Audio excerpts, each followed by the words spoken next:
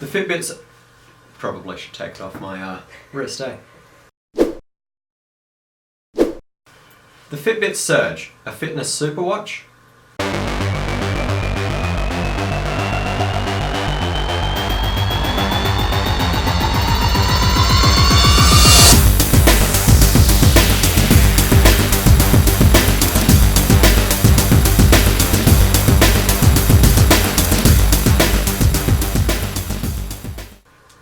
So the Surge is Fitbit's top-of-the-line fitness tracker. It's quite a decent fitness tracker as I've been using it for the past few months here. So what's it actually like?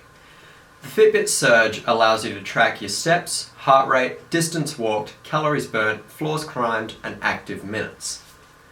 All of this, apart from active minutes, can be viewed on the display of the Surge, and for what I can tell, tracking is very accurate. The Surge allows you to track many sports, from weightlifting to martial arts. You can set 7 as well as 3 types of running to be displayed on the device via the app, and once you've synced it, you'll be able to track these types of workouts. Once tracking, the Surge will show information relevant to your workout. For instance, if you're running, it'll show you info like steps taken, distance walked, pace, and more. Some sports like running and bike riding allow you to track where you've been via GPS. This is useful since it gives you a more accurate distance travelled, and you can also review where you've been after you've been there, just in case you forget. Fitbit is using a technology they call PurePulse to track heart rate. PurePulse is a constant wrist-based heart rate that doesn't require a chest strap. It works by 2 green LEDs flashing with a sensor between them to track the capillaries expanding and contracting. This is then calculated by complex algorithms to determine your heart rate. Whilst working out, you have 3 main heart rate zones: fat burn, cardio, and peak. And all of these are completely customizable in the settings menu of the app. The Fitbit Surge automatically tracks your sleep. You can review your previous night's sleep via the app, and it will tell you the amount of time you were awake or restless, when you fell asleep and when you woke up, and for how long you slept. The Fitbit Surge also supports alarms. On the device you can turn alarms on or off, but you can only set alarms from the app. The way this feature is implemented isn't a deal breaker, but this feature could definitely be better. You can view text messages and caller ID from the Surge, as well as play, pause, and change track for music apps on the Surge. This is quite nice, but I do wish the music control was a little better, maybe allowing you to control volume. Otherwise, this is great though. The Fitbit Surge syncs wirelessly to pretty much any smart device, as well as to the computer you have got the dongle that came with it plugged into. In general, the wireless syncing works well, but there are times where the Surge will just refuse to sync, so you end up restarting your Surge and your device just so you can see your workout details on your phone. But the majority of the time it syncs well. Now the battery life is brilliant. If you're not using GPS, I've seen the battery last more than 10 days. For a sort of normal use where I dictate working out about 5 times a week, some of which using GPS, the battery lasts about 6 to 7 days. Definitely nothing to complain about.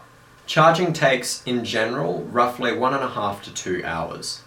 A little longer than I'd like, but if you see the little symbol that says to charge, you've still got quite a bit of battery left, so you can finish up your day before putting it on charge when it's convenient. The app is nothing to complain about. It's simple and easy to use with no major glitches that I've found. Data from the Surge is displayed in a way which is easy to interpret, generally using graphs or charts. And a lot of the app is customizable so that you can see straight away what you want and nothing that you don't. Speaking of customization, what can you do on the Surge? Well, you can change what the clock and your stats look like and what order they are shown, and that's about it. You can't add custom clocks or anything like that, so yeah. So how does it feel? The watch is comfortable during the day to the point where you don't realise you're wearing it. You don't have to have it tight for the heart rate sensor to pick up your pulse. During the night, you notice it when you're trying to sleep, especially the flashing green lights, but it still isn't uncomfortable. It isn't particularly heavy, so if it moves down your wrist, it doesn't scare you thinking it's falling off. What are some pros for the watch? Well, for starters, the always-on display I think is amazing. Being able to sneakily view your time just by going to scratch your other hand or by putting your hand on a desk, is something a lot of smartwatches and other fitness trackers can't do because the display requires a tap or a button press, which is too obvious to someone and ruins your plans of being sneaky. So, is this a fitness superwatch? Well, yes, but that's it. If you were looking at purchasing a smartwatch, you'd be quite disappointed. But if you're looking to buy a very expensive, very good fitness tracker, then I think you'd be pleasantly surprised. Thanks for watching, guys. Like this video if you liked it, dislike it if you disliked it. Leave a comment to how you track your fitness, share this video if you think someone else would like it, and as always, don't forget to subscribe.